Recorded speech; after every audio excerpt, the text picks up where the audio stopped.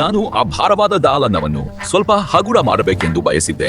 ನಂತರ ನಾನು ರುಬ್ಬಿದ ದಾಲ್ ಮತ್ತು ಅನ್ನದ ಮಿಶ್ರಣವನ್ನು ತಪ್ಪಾಗಿ ಬಿಸಿಲಿನಲ್ಲಿ ತೆರೆದೆಯೇ ಬಿಟ್ಟಿದ್ದೆ.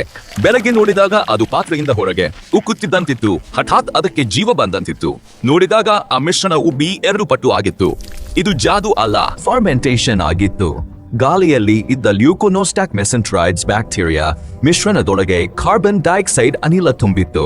ನಾನು ಯಾವುದೇ ದುಬಾರಿ ಪುಡಿ ಬಳಸದೆ ಅಜಾಣತೆಯಲ್ಲೇ ಮಿಶ್ರಣವನ್ನು ಲೆವೆನಿಂಗ್ ಮಾಡಿದ್ದೆ. ಅದರಿಂದ ಒಂದು ತೀವ್ರ ಹುಳಿ ವಾಸನೆ ಬರುತ್ತಿತ್ತು. ನನಗೆ ಇದು ಹಾಳಾಗಿದೆ ಎಂದು ಅನಿಸಿತು.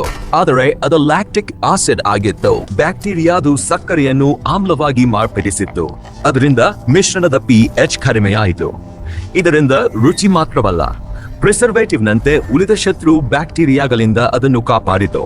ನಂತರ ನಾನು ಅದನ್ನು ಎಣ್ಣೆಯಲ್ಲಿ ಕರಿಯುವ ಬದಲು ಆವಿಯಲ್ಲಿ ಇಟ್ಟೆ. ಆವಿ ತಗುಲುತ್ತಿದ್ದಂತೆಯೇ ಮಿಶ್ರಣದೊಳಗೆ ಸಿಕ್ಕಿಕೊಂಡಿದ್ದ ಅನಿಲದ ಬುಗುಬುಗಳು ಅಲ್ಲಿ ಲಾಕ್ ಆಗಿಬಿಟ್ಟವು. ನಾನು ಎಣ್ಣೆಯ ಒಂದು ಹನಿಯನ್ನು ಬಳಸಲಿಲ್ಲ. ಜಗತ್ತಿನ ಅತ್ಯಂತ ಸ್ಪಂಜಿ ಮತ್ತು ಗಟ್ಟಿಯಾದ ಫೋಮ್ ರಚನೆ ಮಾಡಿದ್ದೆ. ಮೊದಲು ದಾಲ್ ತಿಂದರೆ ಹೊಟ್ಟೆ ತುಂಬುತ್ತಿತ್ತು.